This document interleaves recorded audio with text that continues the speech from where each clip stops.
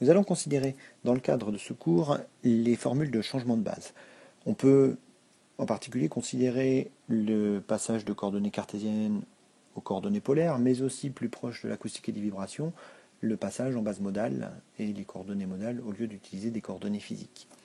Donc pour ça, nous allons d'abord présenter les formules générales et ensuite étudier un cas particulier qui est le cas particulier des bases orthonormales. Pour bien voir de ce dont il s'agit, on va prendre un cas classique. Je vais considérer la base E1, E2, base canonique de R2, que je vais noter sous cette forme-là. Et dans cette base E1, E2, ou même indépendamment de cette base, je considère un vecteur qui va être le vecteur grand X. Donc, ce vecteur grand X va avoir deux composantes dans la base E1, E2 qui vont être les composantes petit x et petit y. Donc là, c'est mon vecteur que je considère exprimé dans la base E1, E2.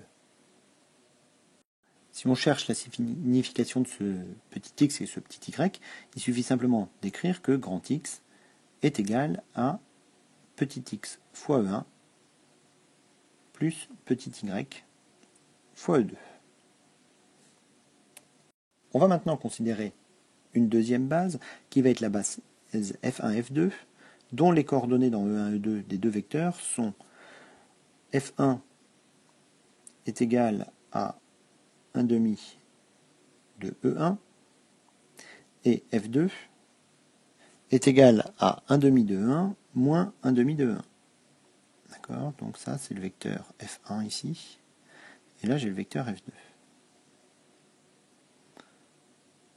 Donc ça, c'est ma deuxième base, F1, F2, qui est égal à 1 demi de E1 moins 1 demi de E2.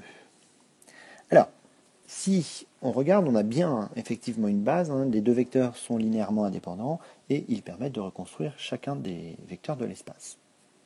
Alors l'expression de cette nouvelle base, je peux également l'écrire sous forme matricielle à l'aide d'une matrice qui va être la matrice 1 demi 0, correspondant donc au premier vecteur F1, et 1 demi moins 1 demi, correspondant au vecteur F2. Donc ça, c'est une matrice que je vais appeler P.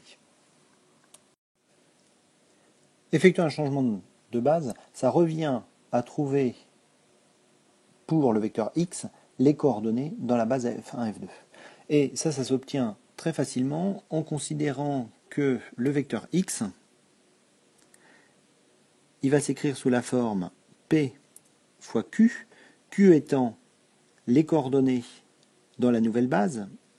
Si on appelle, si les deux composantes s'appellent Q1 et Q2, eh ben, on voit bien que le vecteur x est égal à Q1 fois le vecteur 1 demi 0 plus Q2 fois le vecteur 1 demi moins 1 demi. Donc, effectuer un changement de variable un changement de base revient simplement à trouver l'expression de Q, mais qui est donnée par la formule précédente, simplement sous la forme Q égale P-1 fois X. Alors ces formules peuvent être étendues aux matrices et aux applications linéaires. Alors pour ça, on va considérer une application linéaire qui est donnée dans la base E1, E2 par une matrice grand M. Un vecteur grand X exprimé dans E1, E2 et a donc pour image un vecteur Y lui-même exprimé dans E1 pour E2.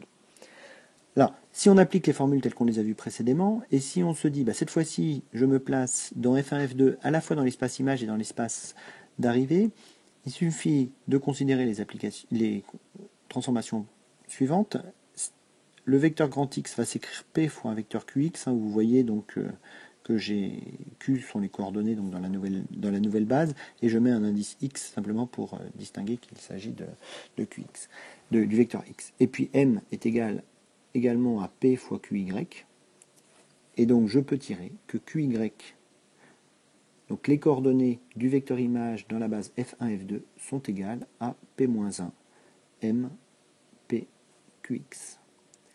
Donc, vous voyez que j'ai effectué un changement de base pour mon application linéaire qui était associée à la matrice M dans la base E1, E2, et cette fois-ci, elle est associée à une matrice qui est une matrice M', qui se déduit de M par un produit matriciel. Je vais terminer ce cours sur des changements de base particuliers, qui sont les cas où l'on passe d'une base qui est une base orthonormale, donc par exemple la base E1, E2 qu'on a vu précédemment, à une deuxième base qui elle-même est orthonormale. C'est-à-dire que les deux vecteurs ont une norme de 1 et ils sont orthogonaux entre eux. Dans ce cas-là, nous avons une propriété particulière qui est que l'inverse de la matrice P est égal à la transposée de la matrice P. Donc, quand vous voyez dans la formule qui est la formule précédente, il y a un moment où il va falloir qu'on inverse la matrice P, dans les deux formules d'ailleurs, il faut inverser la matrice P, ce qui peut nécessiter un petit surcoût numérique. Néanmoins, quand on a un changement de base en passant d'une base orthonormale à une base orthonormale, cette inversion se fait très facilement puisqu'il s'agit simplement de transposer la matrice.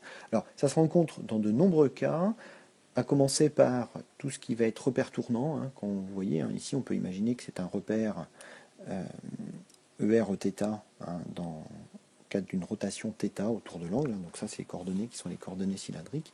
Dans le cas des coordonnées cylindriques, on va pouvoir associer les matrices de changement de repère à des matrices de rotation qui vont vérifier l'égalité qu'on a vu l'égalité précédente. Il y a aussi un deuxième cas qui est tout ce qui va être problème de synthèse modale, matrice de mode propre. On pourra montrer que on a une transformation qui est une transformation orthogonale modulo un produit scalaire bien choisi. Voilà, je vous remercie de votre attention.